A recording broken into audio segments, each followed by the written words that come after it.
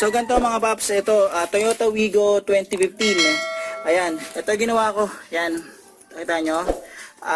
Binaklas ko yung brake caliper kasi may gagawin tayo dito. Itong tropa ko kasi dito, ito yung problema niya sa preno. So nagpa-check siya, nagpa-reface na siya. Ayan, okay na. Na-check ng mekaniko na may problema dito. Ngayon, ito hindi na namin pinatagal, kailangan nang gawin kasi ito, delikado to. Ganyan lang yan, delikado yan. Pero ang mararamdaman nyo rito, pag pinabayaan, nasira ng tuluyan yan, tumagas na yung pinaka-brake fluid yan, mararamdaman nyo parang hindi na ganon kakapit yung preno nyo. Yung parang mararamdaman nyo parang sponge na. Hindi pa naman nararamdaman ng tropa ko rito yan, pero pag nagtagal, papunta na rin yan doon. Ito ipapalit namin sabi ito, tapos nabibili siya ng kit. So kasama na dyan yung seal dito sa loob, itong pinaka-boot dito, tapos yung cover dito sa sa bleeder. Yan. So, may kasamang pin eh. Nagulat ako, may kasamang pin. Pero sa lang to? Sa taas na pin. Pero at least meron. So, ito yung gagawin ko ngayon. Mamaya papakita ko sa inyo gaano ko grabe. Mas grabe daw dito sa side na to. Sa kabilang side meron din. Pero mas brutal dito. So, tatanggalin ko na to. Tapos papakita ko sa inyo nasa loob. So, ito yung itsura niya. Tignan nyo. Pakita ko Yan. Yan. Ayan yung butas Ito. Tapos ito. Kung may butas pa sa gilid eh. Pero ito yung dalawang nakita ko. So, ito. Yan. Yan butas. Butas din. Yan. So, tatanggalin ko na muna to. Tapos tignan natin kung anong estado nito sa loob. So, ito na yung yung estado nung yung pinaka-seal. So, kung makikita nyo, ayan Yan, may isa dito. Yan. Grabe, meron pa pala yung isa. Bali, tatlo. Yan, tatlo. Itong isa nadali ko lang to kanina. Yan. Pero ito, yan, tatlo. So ito yung papalitan natin. Chinek ko yung estado ng piston. Okay naman. Wala namang problema. Linis lang to. Dali na yan. Tapos yung loob. Ito, titignan nyo rin to mga paps para matuto kayo. Para may idea kayo. Yan, tignan nyo yung side na yan. Tignan nyo kung may kalawang. Okay? Yung kalawang na namumuo.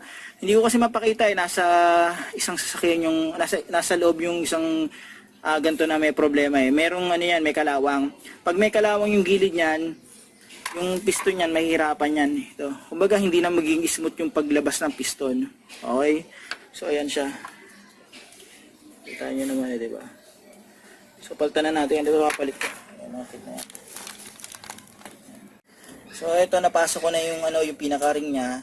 Ang ginamit namin yung luma pa rin kasi okay pa naman. Ngayon, ito nilalagay ko. Yung pinaka-boot niya, hindi katulad sa ibang sasakyan na may mga lock ring. Built-in na yung lock ring niya. Yan, naka-built-in na. Nasa loob na yan mga paps. Kapag ibabalik nyo to, ito ilalagay nyo muna to sa sa may piston. Sa kanyo ilalagay yung piston dito sa loob. Kasi hindi katulad sa ibang sasakyan na madali lang, lock ring lang. Ito medyo may kahirapan kung uunahin nyo to. So unahin nyo muna itong ilagay sa may piston, tapos pagka nalagay nyo na, ilalagay nyo na din sa loob yan. So ito, babalik ko na to. Babalik ko na dun. Yan.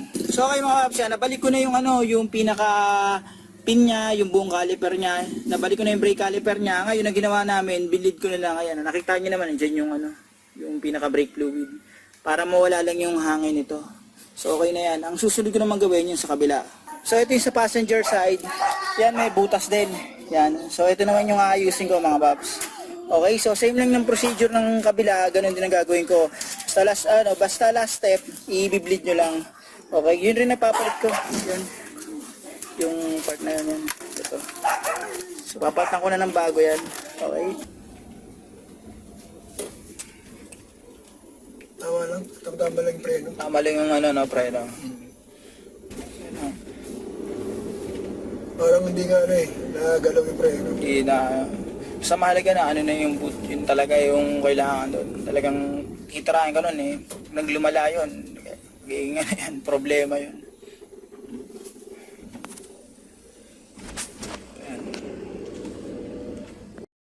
So, okay mga paps, ito, tapos ko nang ma-rebuild, ma-overhaul yung dalawang brake caliper. Okay, so, dito sa kabila, saka dito. So, para may butas yung pinaka, boot niya. Ngayon, ito, dinagdagan na ng brake fluid kasi syempre, nag-bleed ako, di ba? Natural, mababawasan yun. In-observe na namin to, tinest drive na namin, wala namang problema, para pa rin dati. Okay, so, wala naman naging issue. So, ganun lang mga paps mag-rebuild ng brake caliper. So, ganun lang kadali yun. Pwede nyo naman sundan yung sa isang video ko. Pinagkaiba nga lang dito, iba siya. May lock ring. Ito kasi, kumbaga yung boot niya, nandun na yung pinaka-lock ring niya. Okay? So, yun lang mga paps. Maraming salamat sa inyo.